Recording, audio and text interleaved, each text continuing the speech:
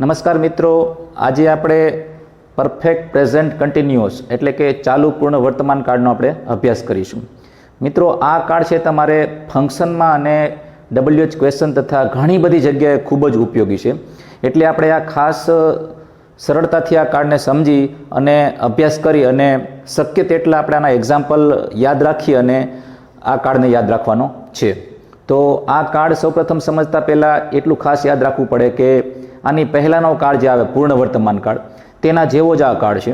માત્ર એટલો ડિફરન્સ છે કે આ કાળની અંદર એક ચાલુ એટલે કે ક્રિયા ચાલુ છે તેવું દર્શાવવા માટે ક્રિયાપદને ING લગાડવામાં આવે છે, એટલે કે ક્રિયાપદનું V4 મૂકવામાં આવે છે. તો મિત્રો, આ કાળમાં અને પૂર્ણ વર્તમાન કાળમાં ડિફરન્સ એટલો જ આપણે જાણી અને આગળ વધીએ, જેથી કરીને આપણને ફંક્શનમાં પણ આ કાળ ખૂબ જ ઉપયોગી સાબિત થઈ શકે. મિત્રો, મોસ્ટ ઓફ બોર્ડની પરીક્ષામાં ફંક્શન પૂછાતા હોય છે, એમાંથી ડ્યુરેશન ઓફ ટાઈમ નામનું ફંક્શન છે જે આપણે આ કાળને અનુલક્ષીને પૂછાય છે. મતલબ કે આ કાળની સ્ટ્રક્ચર તમને આવડતી હોય તો જ એ ફંક્શન તમે આઈડેન્ટિફાય કરી શકો, અથવા તમે રિસ્પોન્ડ ટુ ધ ડાયલોગ કરી શકો, અથવા અધૂરું વાક્ય એટલે કે કમ્પ્લીટ ધ સેન્ટેન્સ પણ કરી શકો. એના માટે આ કાળ આપણે બહુ સરળતાથી અને ફૂલ કોન્સન્ટ્રેશન આપી અને સમજવાનો છે. સૌ પ્રથમ આપણે આ કાળની વાત કરીએ તો પહેલાં આપણે એ સમજવું પડે કે આ કાળનો ઉપયોગ ક્યાં થાય છે.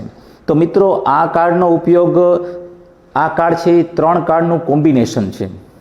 એટલે કે વર્તમાન કાળ, ભૂતકાળ અને એક રીતે ગણો તો ભવિષ્યકાળ પણ આમાં ઇન્ક્લુડ થઈ જાય છે. કઈ રીતે? તો કે આ કાળનો ઉપયોગ કોઈ ક્રિયા ભૂતકાળમાં શરૂ થઈ હોય અને ક્રિયા વર્તમાનમાં ચાલુ હોય, તેમજ ભવિષ્યમાં એ ક્રિયા ચાલુ રહેવાની શક્યતા હોય. જો ખાસ યાદ રાખજો, ભવિષ્યમાં એ ક્રિયા ચાલુ રહેવી જોઈએ. ફરીથી રિપીટ કરું, કોઈ ક્રિયા ભૂતકાળમાં શરૂ થઈ હોય, વર્તમાનમાં એ ક્રિયા ચાલુ હોય અને ભવિષ્યમાં એ ક્રિયા ચાલુ રહેવાની પોસિબિલિટી શક્યતા હોય, ત્યારે જ આ કાળનો ઉપયોગ થઈ શકે છે. કઈ રીતે? એક સામાન્ય એક્ઝામ્પલ આપીને સમજાવું કે આપણી કોઈ સ્કૂલ છે, એમાં મિસ્ટર એક્સ નામની વ્યક્તિ 2000થી જોબ કરે છે અથવા વર્ક કરે છે. તો મિત્રો, અત્યારે 2020નું વર્ષ છે. 2000નું વર્ષ આપણા માટે ભૂતકાળ કહેવાય. તો મિસ્ટર એક્સ નામની વ્યક્તિ છે એ 2000ની અંદર શાળામાં વર્ક માટે જોડાય છે, એટલે ક્રિયા શરૂ થઈ ભૂતકાળમાં. 2000 એટલે ભૂતકાળમાં શરૂ થઈ એવું કહી શકાય. હાલ મિસ્ટર એક્સ છે એ શાળામાં વર્કિંગ કરી જ રહ્યા છે, એટલે કે 2020 વર્તમાનમાં તે ક્રિયા ચાલુ છે. અને મિસ્ટર એક્સ નામની વ્યક્તિ છે એ 2030માં શાળામાંથી નિવૃત્ત થવાની છે. એટલે આપણે એવું કહી શકાય કે તે શ્રીમાન છે એ ભૂતકાળમાં શાળામાં જોડાયા, ભૂતકાળમાં ક્રિયા શરૂ થઈ, વર્તમાનમાં તે વર્ક કરી રહ્યા છે, વર્તમાનમાં ક્રિયા ચાલુ છે, અને 2030માં નિવૃત્ત થશે, એટલે કે ભવિષ્યમાં અમુક સમય સુધી આ ક્રિયા ચાલુ રહેવાની શક્યતા છે. થઈ ગયું ત્રણ કાળનું કોમ્બિનેશન. ત્યારે જ આ કાળનો ઉપયોગ થાય છે. બીજું મિત્રો, ખાસ યાદ રાખવાનું છે કે આ કાળનો ઉપયોગ કરતી વખતે તમારે બે વર્બ છે, હેવ અને હેઝ, એ ખાસ યાદ રાખવાના છે. જો કે આપણે આગળ પણ શીખી ગયા છીએ, ટુ હેવના ટોપિકમાં આપણે શીખી ગયા છીએ કે હેવ છે એનો ઉપયોગ ક્યાં થાય છે. તો ફરી પાછું રિપીટ કરી દઉં, એકદમ ઇઝી છે યાદ રાખવાનું કે I we you they, I we you they, તેની સાથે આવશે હેવ. અને ત્રીજો પુરુષ એક વચન હી, સી ને ઇટની સાથે આવશે હેઝ. તો આ થઈ ગયું હેવ અને હેઝની વાત. ત્યારબાદ મિત્રો, આપણે બીજી વાત આપણે કરીએ ઇન્ડિકેટર્સની. પહેલાં આપણે ઉપયોગની વાત થઈ ગઈ, ત્યારબાદ ક્રિયાપદની મેં વાત કરી દીધી, ત્યારબાદ વાત કરીએ ઇન્ડિકેટર્સની. તો ઇન્ડિકેટર્સ એટલે ઓળખ દર્શક શબ્દો. દરેક કાળના નક્કી કરેલા ઓળખ દર્શક શબ્દો હોય છે. તેમ ચાલુ પૂર્ણ વર્તમાન કાળમાં પૂર્ણ વર્તમાન કાળની જેમ સિન્સ અને ફોર બંને મુકાય છે. પરંતુ યાદ રાખવાનું છે કે ચાલુ ક્રિયા હોય તો તે કાળમાં ક્યાંક ને ક્યાંક ING આપેલું હોય છે. તો ઓળખ દર્શક શબ્દ તરીકે સિન્સ, ફોર, આ બંનેનો ગુજરાતી અર્થ થી એવો થાય છે. આટલા સમયથી, આટલા કલાકથી, આટલા વર્ષથી કે પર્ટિક્યુલર 2010થી 20થી આ રીતે ઉપયોગ થાય છે. ત્યારબાદ ત્રીજો શબ્દ છે સિન્સ વેન. મિત્રો ખાસ યાદ રાખજો કે સિન્સ વેન છે એ પ્રશ્નાર્થ વાક્યોમાં હોય છે, વાક્યની શરૂઆતમાં આપેલું હોય છે. સિન્સ વેન એટલે ક્યારથી, સિન્સ વેન છે એ ટાઈમ ઇન્ડિકેટ કરે છે. ત્યારબાદ છે હાઉ લોંગ. હાઉ લોંગ પણ પ્રશ્નાર્થ વાક્યોમાં શરૂઆતમાં આપેલો હોય છે. હાઉ લોંગનો પણ અર્થ થાય છે કે કેટલા સમયથી. How long describes duration of time, તે સમયગાળો સૂચવે છે. ત્યારબાદ લાસ્ટ ઓળખ દર્શક શબ્દ કે ઇન્ડિકેટર છે ફોર અ લોંગ ટાઈમ, એટલે ઘણો સમયથી. કારણ કે કોઈ ક્રિયા ભૂતકાળમાં શરૂ થઈ હોય તો એવું બની શકે કે ઘણો સમય પહેલાંથી તે શરૂ થઈ હોય, એટલે ફોર એ લોંગ ટાઈમ શબ્દ મુકાય છે. તો મિત્રો આ થઈ ગયા ઓળખ દર્શક શબ્દો. ફરી પાછા યાદ રાખી લઈએ. Since, for, since when, how long અને ફોર અ લોંગ ટાઈમ. આ બધા શબ્દો આપેલા હોય અને આગળ હેવ હેઝ હોય તથા બીન હોય તો તમારે માર્કિંગ કરવાનું છે કે આ ચાલુ પૂર્ણ વર્તમાન કાળની સ્ટ્રક્ચર અથવા સેન્ટેન્સ પેટર્ન છે. ત્યારબાદ ખાસ યાદ રાખવાની મેં નોંધ લખેલ છે નોટ, એટલે કે શું યાદ રાખવા જેવી વસ્તુ આમાં છે. તો આપણે દરેક કાળ શીખ્યા મિત્રો, તેમાં આપણે જોતા હોઈએ છીએ કે એક્ટિવ અને પેસિવ રચના. દરેક કાળની એક્ટિવ અને પેસિવની રચના હોય છે, સિવાય કે 4 કાળની. તો આ 4 કાળ કયા? તો કે એ 4 કાળમાં પહેલો આવે છે ચાલુ ભવિષ્યકાળ, જેનું પેસિવ થતું નથી. તો બીજા 3 બાકીના એ રહ્યા જે ચાલુ પૂર્ણ વર્તમાન કાળ, ચાલુ પૂર્ણ ભૂતકાળ અને ચાલુ પૂર્ણ ભવિષ્યકાળ. જે પૈકી આપણે આજે અભ્યાસ કરી રહ્યા છીએ ચાલુ પૂર્ણ વર્તમાન કાળ, જેની પેસિવ રચના શક્ય નથી. એટલે આપણે માત્ર એક્ટિવ જ ભણવાનું છે, એનું પેસિવ થતું નથી. અને ઓલરેડી વાક્યમાં બિન શબ્દ પણ આવી જાય છે. તો મેં આમાં ઉલ્લેખ કરેલો છે કે વાક્યમાં હેવ હેઝનો ઉપયોગ કરવાનો છે. તેની સાથે વાક્યમાં BEEN બીન, જે હકીકતમાં ટુ બીનું ત્રીજું રૂપ છે. ત્રીજું રૂપ એટલે કે ક્રિયાપદનું ભૂતકૃદંતનું રૂપ છે. વાક્યમાં દરેક વાક્યમાં બીન આવશે અને V4નો ઉપયોગ થશે. હવે V4 એટલે શું? તો કે ક્રિયાપદનું ING વાળું રૂપ. ઘણા તેને V4 બોલે છે, ઘણા તેને ING વાળું રૂપ બોલે છે. ક્રિયાપદના 3 રૂપો પૈકી V1 છે એ મૂળરૂપ છે, V2 છે એ ભૂતકાળ છે અને V3 છે એ ક્રિયાપદનું ભૂતકૃદંત છે. અને લાસ્ટમાં આપણે વાત કરી V4, એ આપણે ING વાળું રૂપ કહી શકાય. તો મિત્રો આટલી વસ્તુ પહેલાં મગજમાં ક્લિયર રાખવાની છે કે ચાલુ પૂર્ણ વર્તમાન કાળ છે તે ભૂતકાળમાં ક્રિયા શરૂ થઈ હોય, વર્તમાનમાં ચાલુ હોય અને ભવિષ્યમાં ચાલુ રહેવાની હોય ત્યારે ઉપયોગમાં થાય છે, આનો ઉપયોગમાં લેવાય છે વાક્ય અથવા કાળ. બીજી બાબત એ યાદ રાખવાની છે કે વાક્યમાં આપણે આઈ વી યુ ધ્યેય સાથે હેવ અને હી સી ઇટ સાથે હેઝનો ઉપયોગ કરવાનો છે. ત્રીજી બાબત એ યાદ રાખવાની છે કે વાક્યમાં બીન પ્લસ V4નો ઉપયોગ કરવાનો છે. આના સિવાયનું આ કાળમાં કંઈ યાદ રાખવાનું જરૂર નથી. ખાલી આટલી વસ્તુ તમે યાદ રાખી લો તો આ કાળ તમને એકદમ ક્લિયર થઈ જાય.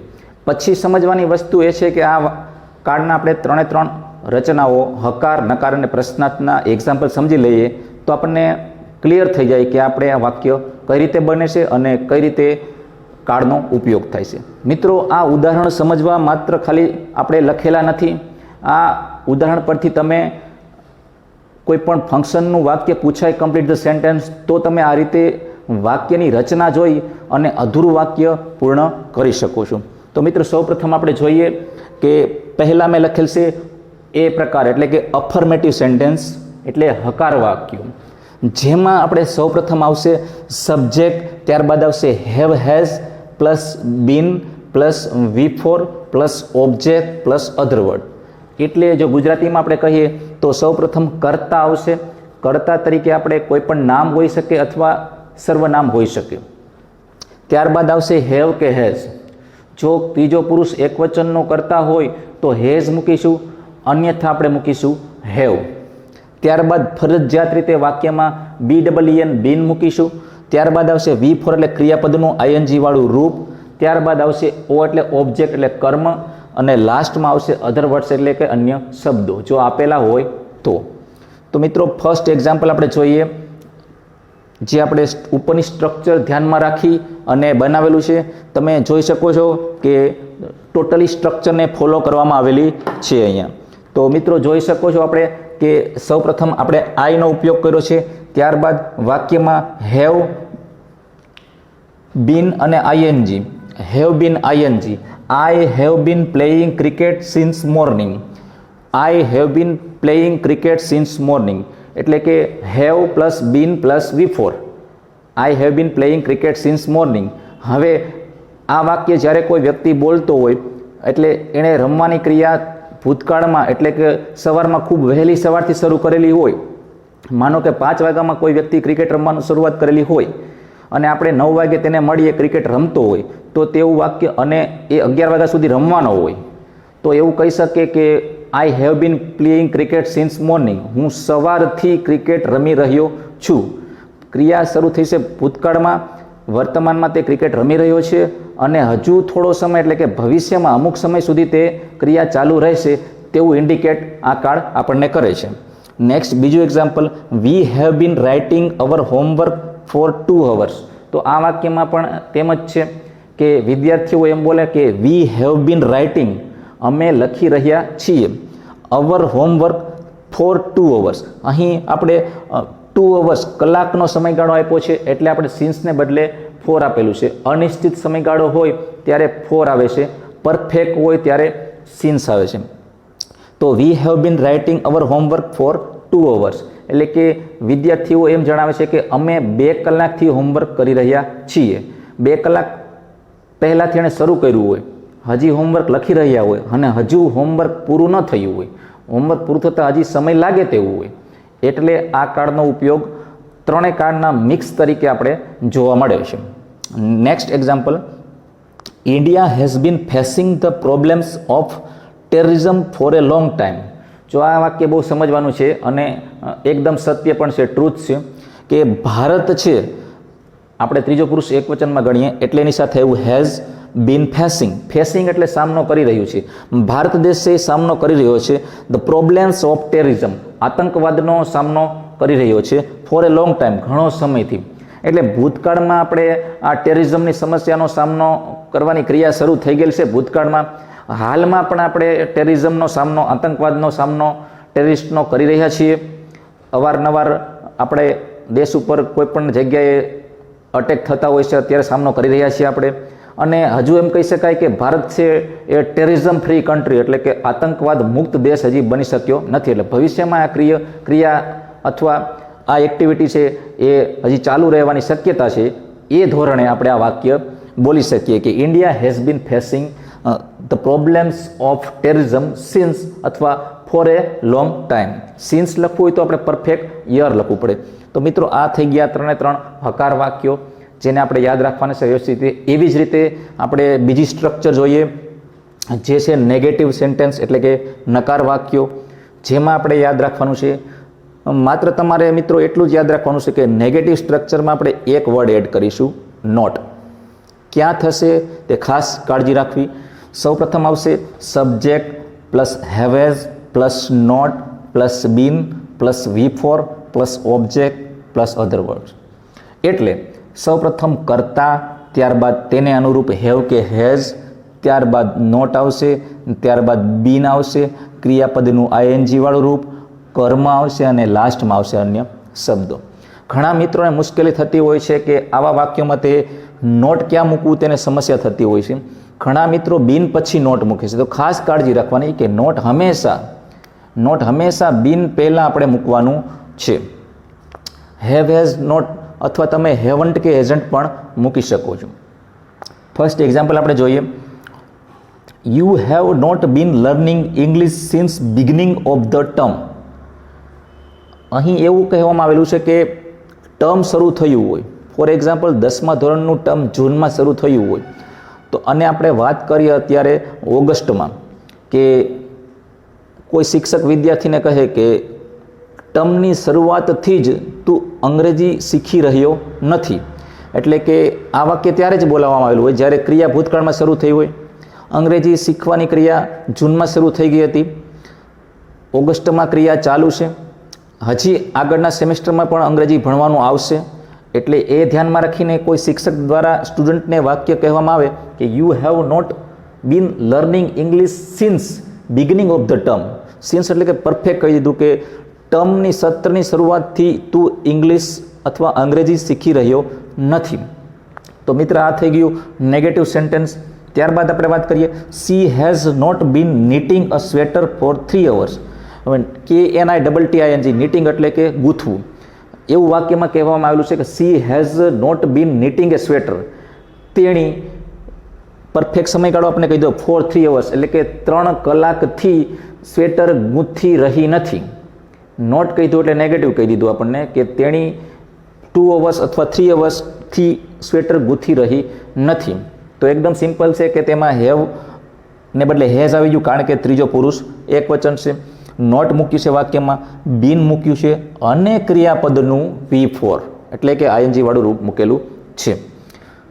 વાક્યમાં ઓળખ દર્શક શબ્દો તરીકે ફોર શબ્દ આવ્યો અને 3 hours 3 કલાકથી એ સમયગાળો દર્શાવે છે.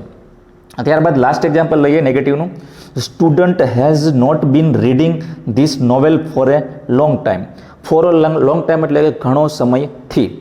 વિદ્યાર્થી છે એ આ નોવેલ એટલે કે નવલિકા અથવા નવલકથા ઘણો સમયથી વાંચી રહ્યો નથી. નેગેટિવમાં આપણે લીધું, આગળ વાત કરીએ એમ કે નોટ એડ કરી દીધું એટલે કે નકાર થઈ ગયો. તો મિત્રો આ બધા એક્ઝામ્પલ નોટવાળા છે, તેમાં તમારે ખાસ યાદ રાખવાનું છે કે વાક્ય આપેલું હોય છે તેમાં હેવ હેઝ પછી નોટ આવી જાય તો એ સ્ટ્રક્ચર બની જાય છે નેગેટિવ. માત્ર હકારમાં અને નકારમાં એટલો જ ડિફરન્સ છે કે હકારમાં આપણે નોટ નથી મૂકતા અને નકારમાં ક્રિયાપદ પછી એટલે કે હેવેઝ પછી નોટ મૂકી દઈએ છીએ. હેવન્ટ અને હેઝન્ટ પણ તમે કહી શકો. ત્યારબાદ મિત્રો આપણે લાસ્ટ સ્ટ્રક્ચર જોઈએ, જેને આપણે પ્રશ્નાર્થ કહેવાય. પ્રશ્નાર્થ સ્ટ્રક્ચર તમારે મિત્રો ખાસ યાદ રાખવાની છે કે 100% બોર્ડની અંદર WH ક્વેશ્ચનમાં પણ પૂછાઈ શકે છે અને તમારે ડ્યુરેશન ઓફ ટાઈમ નામના ફંક્શનમાં પણ આ ખૂબ જરૂરી છે. તો આ સ્ટ્રક્ચર સમજતા પહેલાં આપણે ખાસ યાદ રાખી લઈએ કે હકાર અને નકારમાં હેવ અને હેઝનો ઉપયોગ જે રીતે થયો તેના કરતાં થોડો અલગ રીતે આનો ઉપયોગ થશે. આ પ્રકારના વાક્યોમાં હેવેઝ છે એ વાક્યની શરૂઆતમાં આવી જશે. જો સાદું વાક્ય હોય તો WH વાળું હોય તો તેમાં અલગ વર્ડ પણ આવી શકે.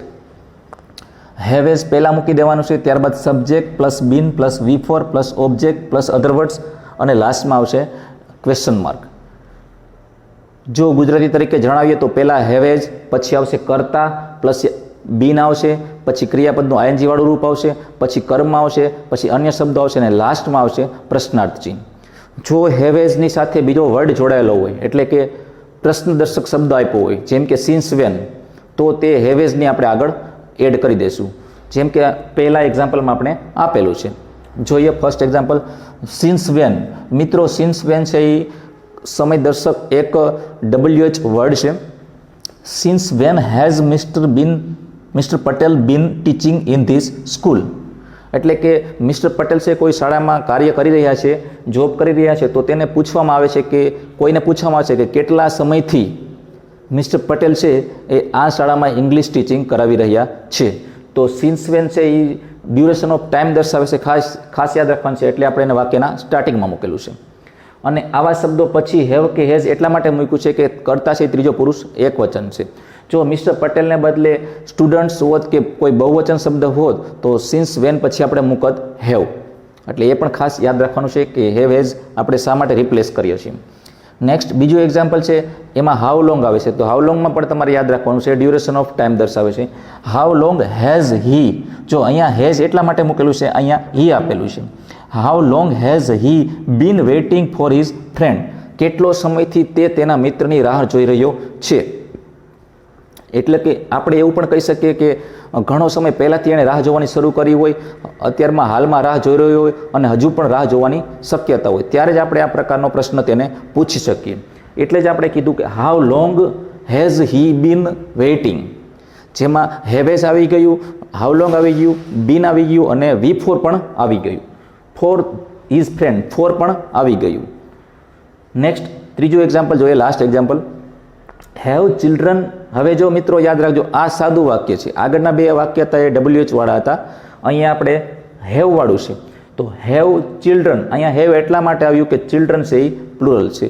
ચિલ્ડ્રનનું બહુવચન નથી થતું, ચિલ્ડ્રન ખુદ બહુવચન છે. ચિલ્ડ્રનનું એક વચન ચાઇલ્ડ થાય છે. Have children been dancing for 2 hours. તો આપણે એવો અર્થ કરીએ કે શું બાળકો 2 કલાકથી ડાન્સ કરી રહ્યા છે, એટલે કે ડાન્સ કરવાની ક્રિયા છે એ 2 કલાક પહેલાં શરૂ થઈ હોય, હાલમાં ડાન્સ કરી રહ્યા હોય, હજુ પણ આગળ થોડો સમય અથવા કલાકો ડાન્સ કરવાના હોય, ત્યારે આપણે પ્રશ્નાર્થ આવું વાક્ય બનાવી શકીએ. તો મિત્રો, આ થઈ ગયા હકાર, નકાર અને પ્રશ્નાર્થના 3 સ્વરૂપો આવી ગયા આપણી પાસે. આપણે ફરી પાછું રિપીટ કરી લઈએ કે ચાલુ પૂર્ણ વર્તમાન કાળ એટલે કન્ટિન્યુઅસ પરફેક્ટ પ્રેઝન્ટ ટેન્સ, અથવા બીજું નામ પરફેક્ટ પ્રેઝન્ટ કન્ટિન્યુઅસ પણ કહે છે ઘણા લોકો. તો આમાં આપણે યાદ રાખવાનું છે હેવેઝ પ્લસ બીન પ્લસ V4, આટલું યાદ રાખવાનું છે. અને since, for, since when, how long વગેરે આપણે ઓળખદર્શક શબ્દો યાદ રાખી અને આ કાર્ડને આપણે વ્યવસ્થિત રીતે સમજી અને આના મેક્સિમમ એક્ઝામ્પલ બનાવી શકીએ છીએ. પર્ટિક્યુલર આપણે કોઈ પણ એક વર્બ લઈ લઈ, માનો કે આપણે લઈ લઈએ વર્ક, તો વર્ક ઉપરથી આપણે આના આરામથી આપણે 9 વાક્યો બનાવી શકીએ છીએ. વર્ક ઉપરથી 3 હકાર બનાવવાના, 3 નકાર અને 3 પ્રશ્નાર્થ, અલગ અલગ સ્વરૂપે વાક્ય બનાવી શકીએ છીએ. તો મિત્રો, તમારે મેક્સિમમ આ રીતે વાક્યો બનાવવાની કોશિશ કરવી અને પ્રેક્ટિસ કરવી. આ કાર્ડ બહુ સારી રીતે તમને યાદ રહી જશે અને પરીક્ષામાં પણ ખૂબ જ ઉપયોગી થાય તેવી શુભેચ્છા સાથે થેન્ક યુ, આભાર.